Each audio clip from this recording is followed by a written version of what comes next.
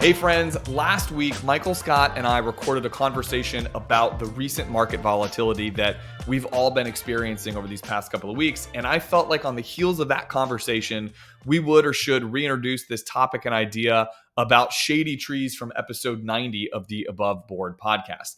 I think all of us from time to time need that reminder to stay on the path that we've set out for ourselves. Yes, things change, and maybe desire, interest, or risk tolerances change with that. Those types of strategic course corrections in your life might make sense given the circumstances of what's going on in your life. Like, for example, if you changed your retirement timeline. But that's not what I'm talking about as it refers to this conversation today. We're talking about when we're challenged with things outside, like factors outside that which we cannot control. And this following discussion topic about Shady Trees is hopefully a good reminder to all of us to stay the course when things get tough in life.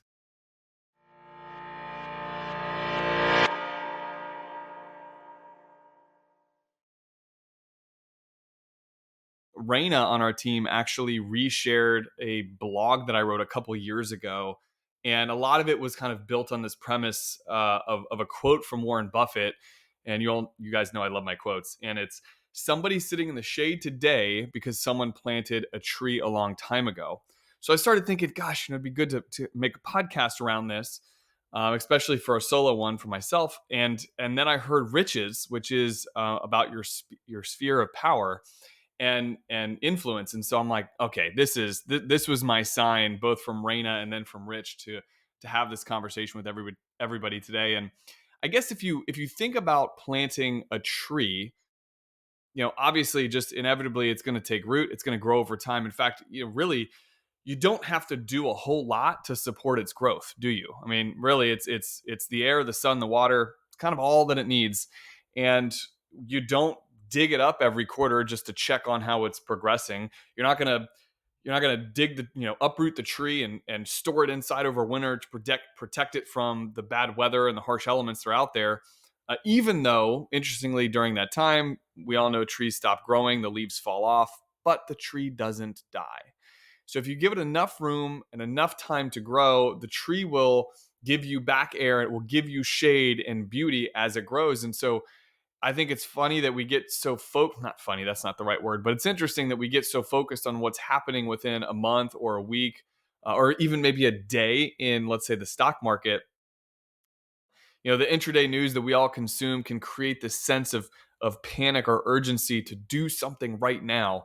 But just like the fall and the winter seasons, if we simply leave it alone, there's actually growth oftentimes right around the corner. And I guess it is a good time to hear this. It feels like the proverbial winter is coming, or we've been stuck in it for a while already. And this is definitely true. This whole concept is true when it comes to investing, for sure. I think we often see clients feel this sense of urgency, like, I have to sell XYZ stock right now, or I must invest in this today before interest rates, before the Fed raises interest rates again. And I'll refer to the whole cryptocurrency craze that happened. And of course, for compliance reasons, I'm not going to go deep into recommendations or thoughts, but I will refer back to that because I think anybody listening to this remembers over the last several years, the rise in media attention of cryptocurrency, and we saw a lot of people abandoning their strategy to invest in cryptocurrency because that was going to be the next big thing. Now, I'm not saying clients necessarily, and I'm certainly not here to be the judge and the jury on this situation, but I can confidently say that too much of anything is not a good thing. And that goes for diversification as well. We don't put all of our eggs in one basket. You've heard Matt and I say this 1,000 times over. And sadly, I even had, friendships and relationships with folks that I know who put their crypto investment purchases on their credit cards in an effort to kind of like get in front of the surge that was supposed to explode and buy more of these types of investments, only to find that they're paying back tens of thousands of dollars of credit card debt when it didn't come to fruition the way that they thought it would. And I think the bigger and more telling why behind a successful strategy is, for me, not allowing the urgency to just to drive your decision making. but rather sticking to the decisions that you've outlined for yourself when you are clear minded and you were able to create this strategy in place for yourself. Not abandoning your saving strategy, for example. Now, I'm not suggesting that you don't audit from time to time your circumstances or what's going on in the world to ensure that your dollars are being optimized in the right places at all times. But making a course correction out of scarcity or out of a perceived level of urgency is different than making a course correction because something is not flat out working. So you might be thinking to yourself as you're listening to this, like, how do I tell the difference? That's all great, John, but how do I tell the difference between a proper course correction and just abandoning the strategy because I'm operating out of scarcity? Well, I'd like to consider or frame it with two different ways to look at this. I think the first one is straight up asking yourself, am I operating my decisions out of scarcity? So, for example, am I afraid that I won't have enough in retirement and therefore I need to take bigger risks with my investments? Well, do you actually know if that's true or not? Something as simple as like a simple online financial calculator, and yes, we run complex retirement calculations too, but just an online calculator can help you better understand, are you operating with this assumption of running out of money for no reason? Maybe the math is there and it does support where you think and when you're going to retire, and you're doing all the right things already, and you're scared because you don't know. And I can actually remember, I'm changing the course of this conversation a little bit, but I can remember operating out of a scarcity mindset when it came to Matt and I starting Canterpath. Is this a good idea? Is the grass greener? Will I fail? I was certainly told by a lot of people that we would, and the list goes on. And I deferred that decision. Matt and I both deferred that decision in our careers for probably longer than we should have or needed to, because of being afraid and because of this idea of scarcity. And I guess it's kind of funny that once you start doing these things that you think you aren't capable of, you create a new baseline, like you gap up to a new baseline, and you find out that, wow, not only are you in fact capable of it, you're probably capable of even more. So again, first question, am I operating my decisions out of scarcity? I think the second one is, am I placing an emphasis on what I can be doing and what I have control over, or am I worrying about the things that I cannot control? Now, this jives really well with last week's podcast. If you listen to it with Rich about your sphere of power, it is so easy for us to go negative sometimes on the things that happen to us, but it's really important not to stay there for long. So during COVID is another great reminder of this happening. I can't think of any other time in the stock market history that I can recall that the U.S. markets dropped as fast and as hard as they did. It was something like the S&P, over a 3-week stretch, was somewhere around 30% negative in 3 weeks. I mean, that's an incredibly short period of time. Very easy to start letting your circumstances and the environment dictate what you do next. So, saying it another way, we're now reacting to information, and anyone who, let's say, sold off in the market during that period of time of March of 2020, they secured their losses. Meanwhile, if you didn't change anything, if you actually look at the S&P 500, it ended up something like positive 15% on that year in 2020. So sometimes it doesn't look like, it doesn't have to be as severe as what I just kind of painted the picture of. It doesn't have to be this global catastrophe, but instead it could be a series of personal hardships in your life. We all know that feeling. When it rains, it pours. That's the famous line. You have a flat tire. You need to replace not only one tire, but now the other tire, because they have to both be replaced at the same time. And then you get home and you find out, gosh, my AC stopped working. And now that requires a significant investment into buying a new AC unit. That piling on effect can feel like you can't ever get ahead. And I'm here to tell you that sometimes those hardships will require you to work your way through them.